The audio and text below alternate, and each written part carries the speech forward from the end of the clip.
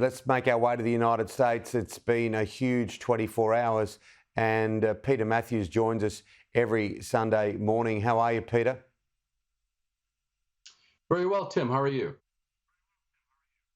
Good. This is devastating what has happened with the tornadoes. The tornadoes, the latest news that's come through, and we have to see what the damage is.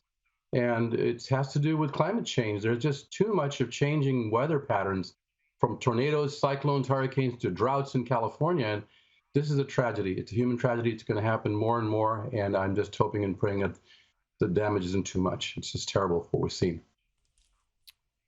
Yeah, well, the death toll at the moment is 70 people, and it's in the central US. Look, both of our countries, Australia and the US, have traditionally faced the extremes of the weather. But as you say, it does seem more and more like it's almost on a weekly basis. In both countries, we're seeing the extreme of extreme. There's no doubt about that whatsoever. The climate change is very drastic. It's happening more faster than ever before.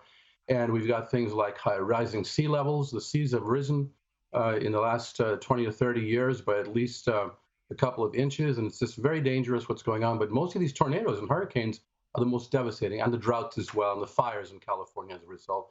We've got to get a handle on this, Tim, and the governments have to be involved, as so as private citizens and businesses as well, in curtailing climate change and global warming.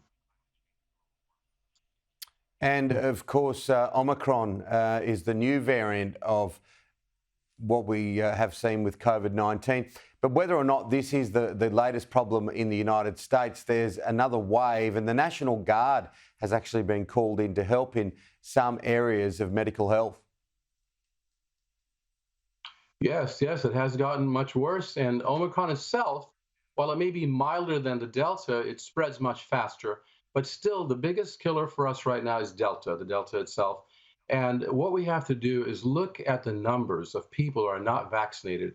And there's an interesting partisan relationship. NPR did a study and found that 59% of Republicans are vaccinated. 59% of Republicans are vaccinated, but 91% of Democrats are vaccinated. And you're 3 times as likely to die if you're not vaccinated. So that puts higher death rates in counties that voted for Donald Trump. Look at the Republican counties in America and the Democratic leading counties, and you find 3 times as higher death rates in the Republican-leaning counties than the Democratic ones. And this is a real tragedy. It should never be a partisan issue. It should be based on science. We know the vaccines work tremendously to cut back on illness in the hospitals and death, and yet people are doubting it. They're getting misinformation, Tim, in especially a lot of the rural areas and also in the cities, that people get the wrong media. Social media, misinformation and disinformation is really literally killing people, and this has got to somehow be changed. We have to get more education out there. People have to talk to each other, and the government has to put forth information that's accurate. But those who believe in, people who are believed, like your pastors, your church ministers, your teachers, people who believe other people, those are the people who have to be speaking out on this, not just the government. Peter, you're the Professor of Political Science at Cypress College in LA.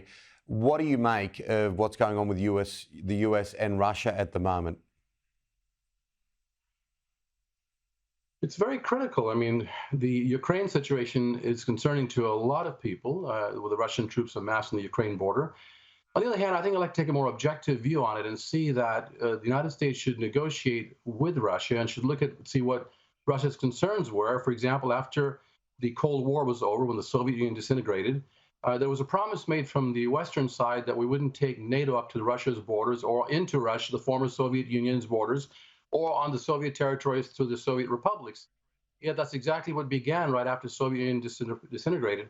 And then Russia, of course, has been having a reason, or they say they have a reason. It certainly appears that way to their people and their leader. And Putin is not shrinking violent. He wants to bring back the power of the Soviet Union again to some extent. But you have to look at this and balance it, because it's going way out of hand. And it looks like the Biden-Putin summit may have had some effect to hold back and get Putin to hold back on this troop movement. But it's very dangerous. And then we have, the other things that are going on with China and the concern the U.S. has about China as well. This all has to be handled diplomatically, Tim, with information about the past, about history, about geography, and to understand what the cool heads must prevail. Otherwise, this could completely get out of hand. And the United States facing 2 potential adversaries there would be no fun and games if that ever happened and broke into a war, for example. It's very dangerous right now. That is Joe Biden's strong suit, though, isn't it? That kind of diplomacy, that one-on-one, that small group discussion kind of area. He has been criticised a lot, of course, over time about his public addresses. It's obviously not his strong suit, but it would be fair to say that this is where Joe Biden's strength lies, is in negotiation, in that international discussion point. It does. And both Biden and Putin were able to de-escalate the approach and rhetoric because Biden was willing to do this and to be a bit more reasonable if he sees the other side also being reasonable. And that's the one-on-one diplomacy. And I think Biden is fairly good at that. It's just that right now, anything could happen to miscalculation. That's the danger, Tim. World War I began through miscalculation, as Barbara Tuchman, the eminent historian, told us. And we can't let that happen again, especially with nuclear weapons involved right now. But it is true that Biden negotiates quite well one-on-one, and we hope he'll be able to come through on this and to, make sure that nothing gets out of hand with either Russia or China and the United States at this time. Professor Peter Matthews, it's always good to chat. Thank you. Thank you, Tim. My pleasure. Take care.